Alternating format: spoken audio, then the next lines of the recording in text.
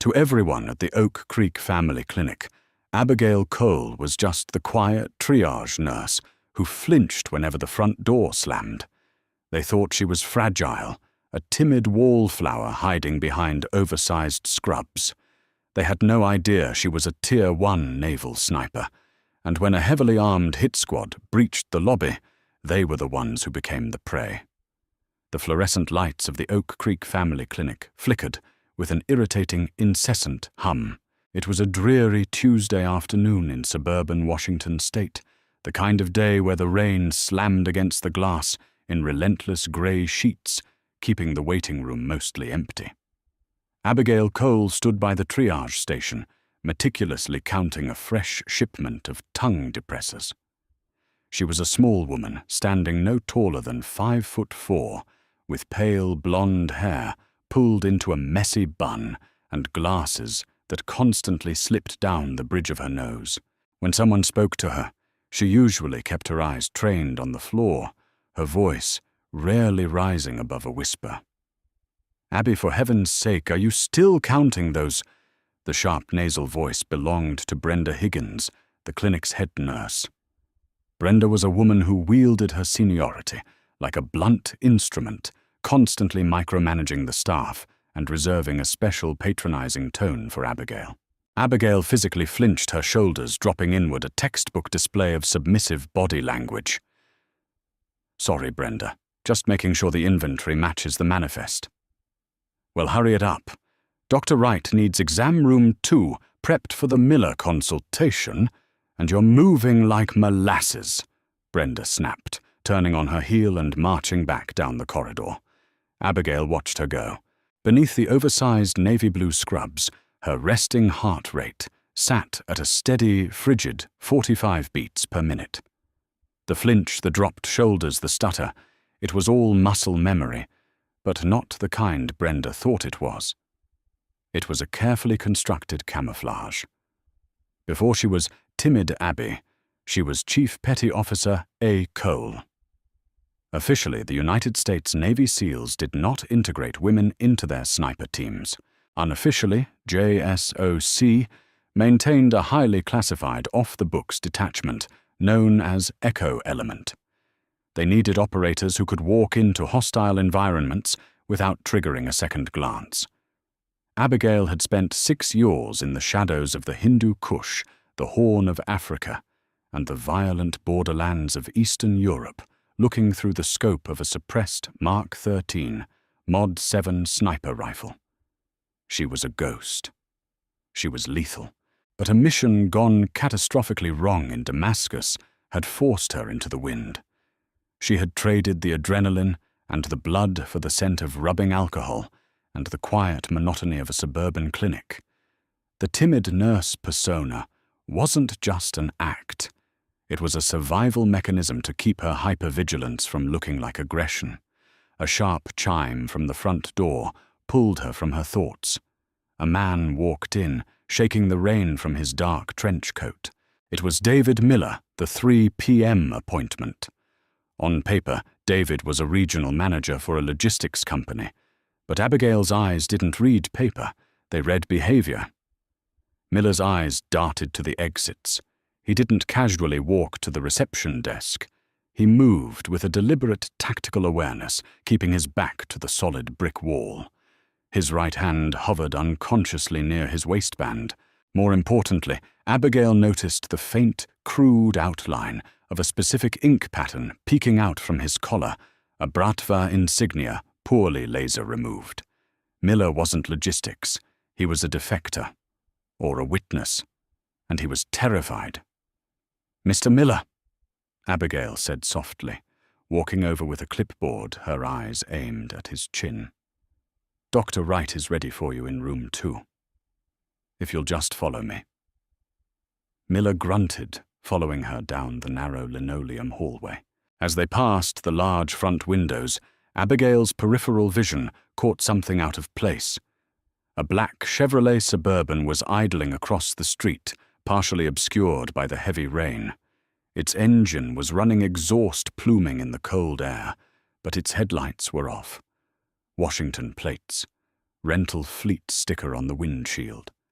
Abigail logged the license plate in her memory instantly.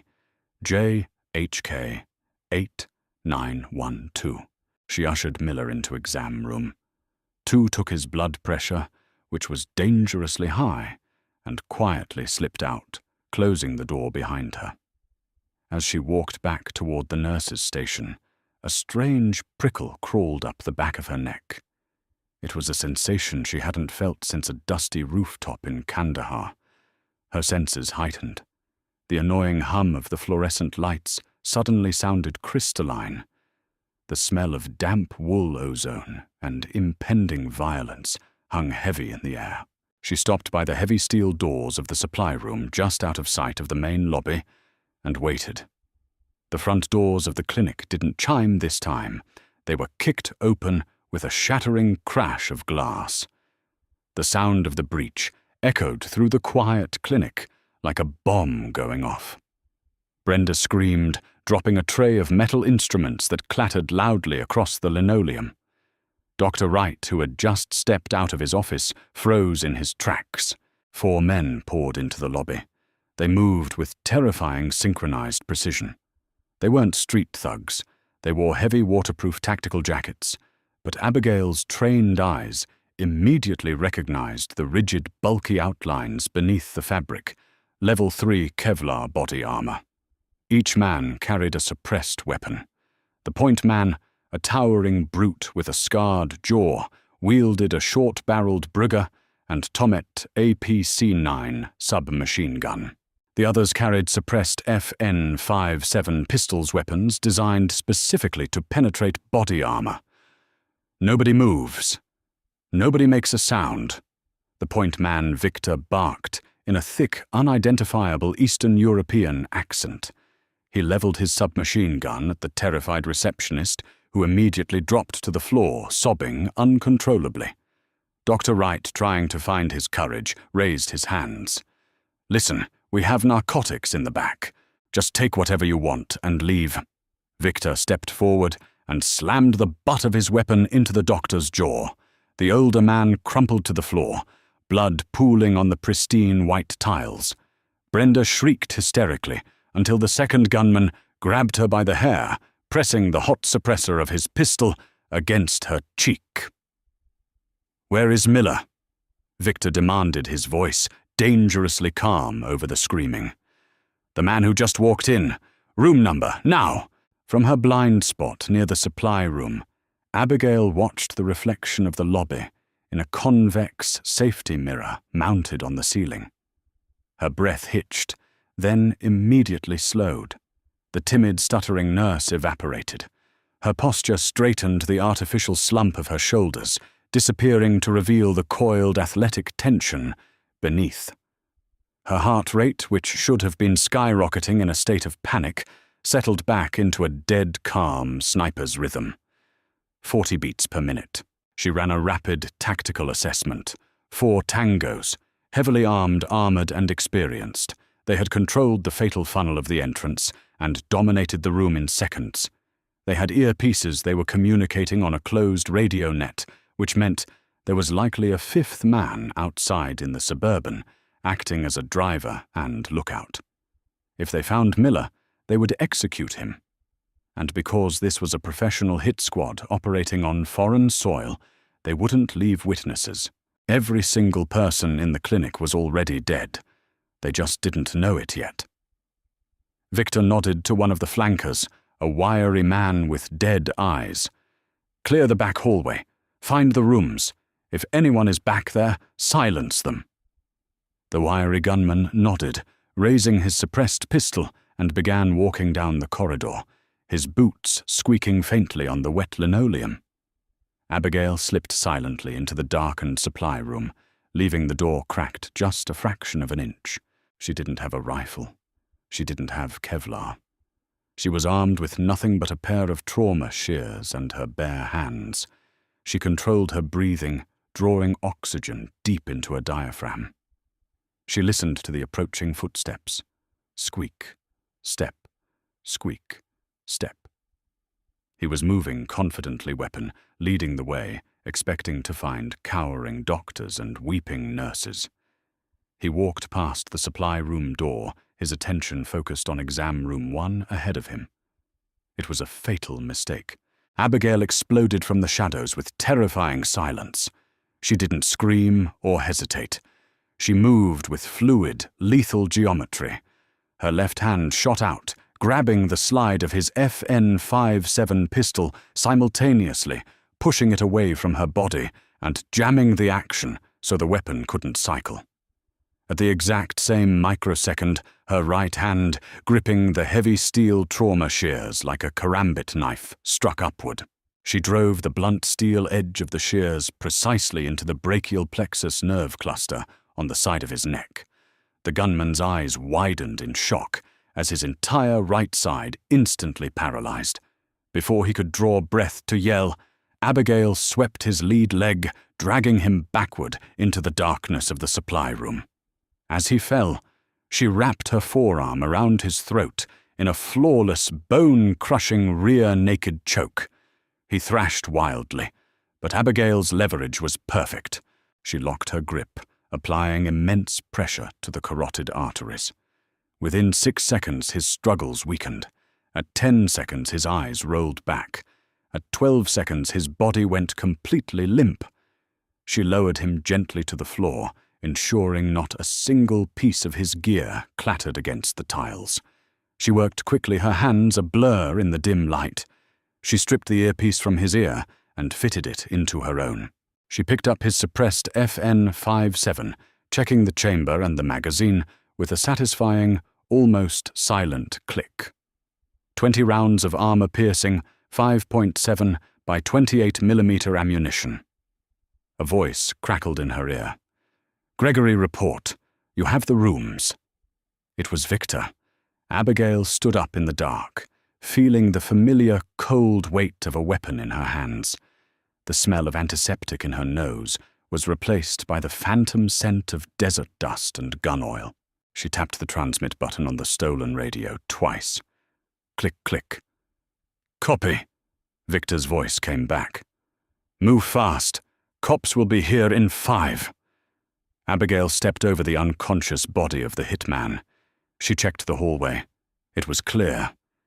She wasn't just a nurse anymore. She was a ghost, and she was going to hunt them down one by one. The radio in Abigail's ear buzzed with a sharp burst of static. "Gregory status. Did you find the accountant?" Victor's voice was tighter now, stripped of its earlier arrogant drawl. Silence stretched over the frequency. "Gregory, respond." Abigail stood perfectly still in the shadowed supply room, the stolen FN-57 pistol resting comfortably in her grip. The weapon felt like an extension of her own arm, its polymer frame familiar and cold. She knew exactly what was happening in the lobby. Victor's tactical calculus was shifting. He was realizing the environment was no longer fully under his control. "Luca," Victor commanded over the net. "Go find him, check the back rooms, shoot anyone you see." Abigail slipped out of the supply room, moving with a fluid heel-to-toe gait that made absolutely zero sound on the linoleum. She bypassed exam room 2, where David Miller was presumably barricaded, and glided toward the clinic's radiology wing. The layout of the Oak Creek Family Clinic was etched into her mind. The squeaky floorboard near the water cooler, the blind spot created by the corner mirror, the heavy, lead-lined door of the X-ray room. She opened the door to the X-ray suite and slipped inside, leaving it ajar just enough to cast a thin sliver of light into the dark hallway. Footsteps approached. Heavy, tactical boots. Luca wasn't moving with Gregory's overconfident swagger. He was piecing the corners, weapon raised, sweeping his muzzle across every open doorway. From the pitch-black interior of the X-ray room, Abigail watched him through the narrow gap. Luca was a mountain of a man, his body armor stretched tight across a broad chest. His laser sight cut a sharp red line through the dusty air of the corridor. As he neared the supply room, he saw Gregory's legs sticking out from the shadows. Luca froze. He didn't rush to his fallen comrade, a rookie mistake. Instead, he immediately dropped into a crouch, sweeping his pistol toward the darkness, his finger tightening on the trigger. He reached up to tap his earpiece. "Victor, Gregory is down. I repeat, Gregory is—" Abigail didn't give him the chance to finish. She knew the FN-57 fired a high-velocity, lightweight bullet designed to punch through Kevlar, but it had a tendency to over-penetrate or deflect on hard angles. She needed a clean, unobstructed shot. Instead of stepping into the doorway, she raised the pistol and aimed straight at the drywall separating the X-ray room from the hallway. She had memorized the clinic's blueprints 3 years ago. It was standard half-inch gypsum board, no studs in this exact 12-inch gap. She visualized the geometry of the hallway. She calculated Luca's crouched height, the distance from the doorframe, the angle of his neck above the trauma plate of his body armor. It was an impossible shot for anyone else. For an Echo Element sniper, it was basic trigonometry. She exhaled softly, pausing naturally at the bottom of her breath, and squeezed the trigger. The suppressed pistol coughed, thwip, thwip, a double tap that sounded like a heavy staple gun. The 5.7mm rounds punched cleanly through the drywall, throwing a puff of white dust into the dark room. In the hallway, Luca crumpled instantly. The armor-piercing rounds caught him exactly where Abigail had calculated, precisely under the jawline, severing the brainstem. He hit the floor like a sack of wet cement, his finger spasming and sending a single stray bullet into the ceiling, shattering a fluorescent bulb. Glass rained down into the hallway. Back in the lobby, the sound of the shattered bulb echoed like a gunshot. Victor spun toward the hallway, his submachine gun raised. "Luca, report!" Victor yelled into his comms. Static. Victor's eyes darted around the lobby. Dr. Wright was groaning on the floor, clutching his bleeding face. The receptionist was weeping hysterically. Brenda was frozen in terror, her hands covering her mouth. "Anton!" Victor hissed to his remaining man. "Hold the door. Nobody comes in, nobody goes out." Victor marched over to Brenda, grabbing her by the collar of her scrubs and hauling her to her feet with brutal force. He pressed the barrel of his APC-9 under her chin. "Who else is in this building?" He roared, the veneer of the professional hitman cracking into raw panic. "Who is back there?" Nobody!" Brenda sobbed, terrified out of her mind. "I swear it's just the doctor, the receptionist, and me, and Abigail. Who the hell is Abigail? The triage nurse. She's just a nurse. She's terrified of her own shadow, I swear to God." Victor stared down the dark hallway. 2 of his best men, highly trained operatives who had survived wetwork operations from Grozny to Bogota, had vanished into the silence in less than 3 minutes. This wasn't the work of a terrified triage nurse. This was a systematic dismantling by an apex predator. "Anton, we are leaving," Victor said, his voice dropping to a lethal register. "But first we finish the job. Bring the doctor. We use them as shields. We clear the hallway breach, the room, kill Miller, and we walk out." Anton grabbed Dr. Wright by the collar, dragging the disoriented physician to his feet. Using Brenda and Dr. Wright as human shields, Victor and Anton began to back slowly down the hallway, their weapons trained on the shadows. Abigail watched the terrifying procession through the convex mirror at the end of the hall. Her heart rate remained flat, her emotions completely compartmentalized. Panic was a luxury she couldn't afford. Victor was smart. By using Brenda and Doctor Wright as cover, he had effectively neutralized her angles. The 5-7 could punch through the human shields and hit the tangos behind them, but the collateral damage was unacceptable. She was a protector now, not just an executioner. She needed to alter the environment. She needed chaos. Abigail silently retreated back down the hallway toward the clinic's electrical room. It was a heavy metal door right next to exam room 2. She opened the breaker box, found the main switch and yanked it down. The clinic plunged into total darkness. A split second later, the backup generators kicked in, bathing the corridors in a dim, blood-red emergency light. The sudden shift in visibility caused Victor and Anton to freeze. "Night vision," Victor barked. As Anton reached up with one hand to pull down the monocle strapped to his helmet, Abigail made her move. She didn't attack Anton. Instead, she grabbed a heavy stainless steel IV pole from a nearby supply cart and hurled it horizontally down the corridor, straight at the clinic's large glass pharmacy window. Crash! The deafening sound of shattering glass in the enclosed space was catastrophic. Anton, highly trained, but completely high-strung, reflexively swung his pistol toward the noise, stepping out from behind Dr. Wright for a fraction of a second to acquire the target. It was all the time Abigail needed. Leaning out from the darkness, she fired a single round. The bullet struck Anton perfectly in the side of his skull, bypassing his Kevlar helmet. He collapsed his finger off the trigger, sparing the doctor. Dr. Wright scrambled to the floor, crawling frantically away from the crossfire. "Damn it!" Victor roared. He shoved Brenda violently to the ground and spun toward exam room 2. He wasn't trying to escape anymore. He was going to complete the mission at all costs. He kicked the door of exam room 2 with a massive booted foot. The flimsy wooden frame splintered, and the door flew open. Inside, David Miller was cowering behind the examination table, clutching a scalpel with trembling hands. Victor raised his submachine gun, a cruel, triumphant smile spreading across his scarred face. "David, you thought you could run from the Bratva. You thought the Americans could hide you." Before Victor could pull the trigger, Abigail's voice, cold, steady, and utterly devoid of its usual timid stutter, echoed from the red-lit hallway. "Drop the weapon, Victor."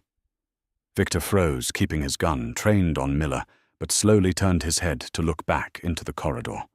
Abigail stepped out of the shadows. The 5.7 leveled perfectly at the center of Victor's face. In the red light, she looked like a different person. The oversized scrubs seemed to hang differently on her frame, emphasizing the lethal, squared-off combat stance she had assumed. Victor stared at her, his eyes narrowing, as he processed the way she held the weapon, the lack of fear in her eyes, the cold, dead calm radiating from her. "You." Victor breathed recognition dawning on him. The pieces clicked into place. The suppressed double taps, the ghosting. "We didn't just find the accountant." He let out a dark, raspy chuckle. "Miller was just the bait. My employers. They tracked the Phantom of Damascus. Echo element." "You talk too much," Abigail said softly. "I have body armor, little nurse." Victor sneered, adjusting his grip on the APC-9. "You have a pistol. You pull that trigger, I squeeze mine. I might die, but I cut you and the accountant in half." "Level 3 Kevlar," Abigail stated analytically, not moving an inch, rated for 9mm and .44 Magnum. "But I'm holding a weapon chambered in 5.7 by 28mm. SS-190 armor-piercing rounds. At this range, your vest is tissue paper, and I'm not aiming for your chest."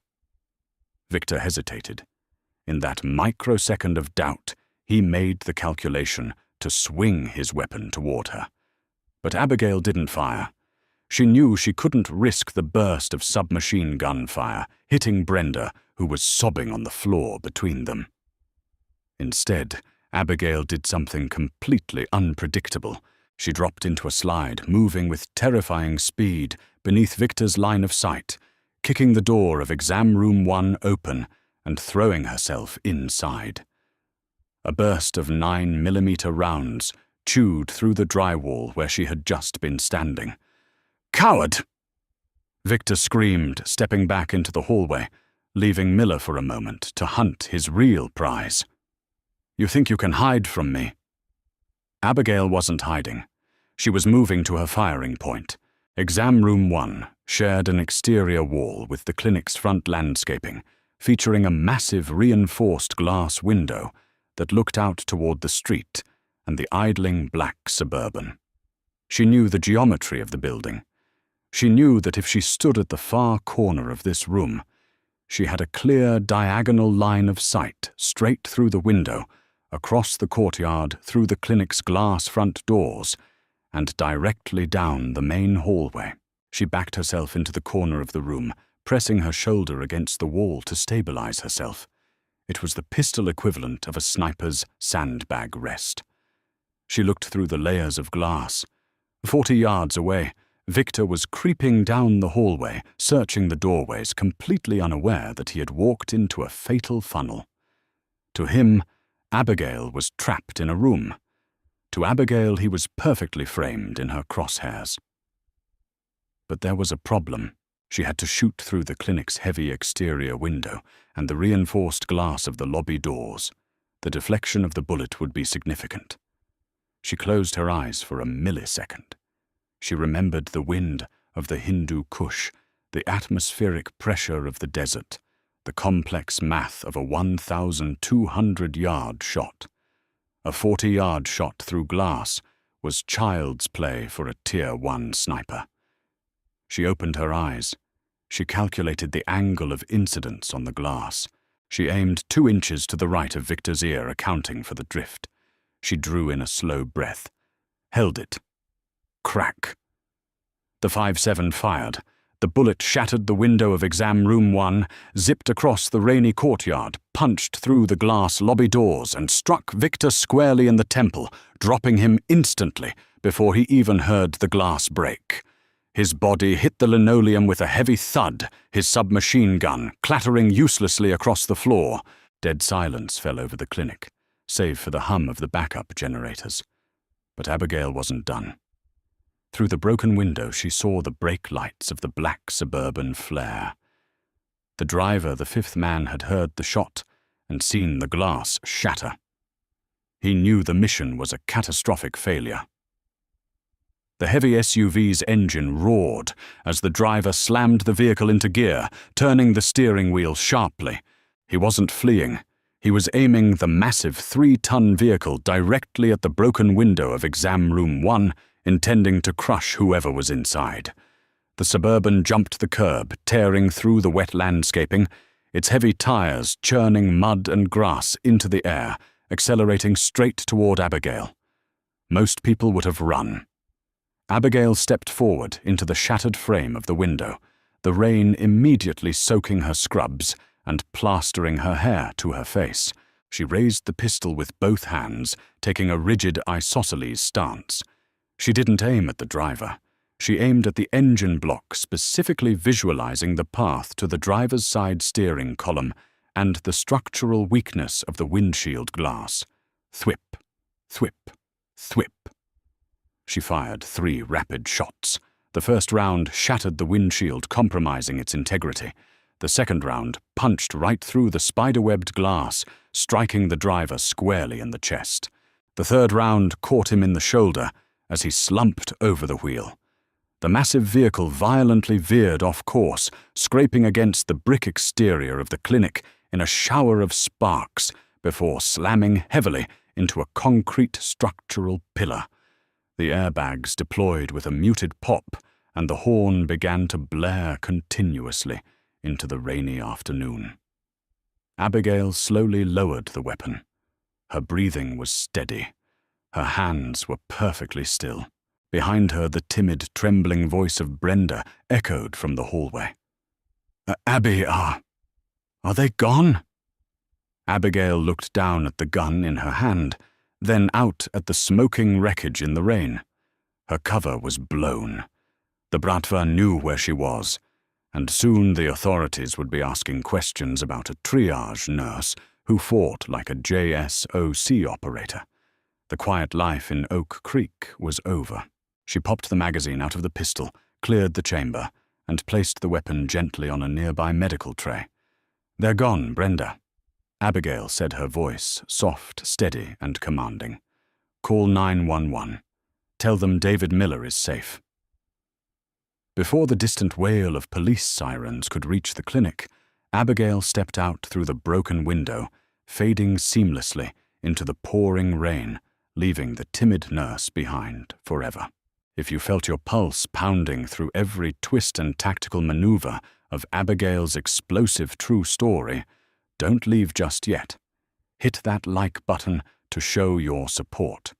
Share this video with anyone who loves a high-stakes, adrenaline-fueled thriller, and make sure to subscribe to our channel.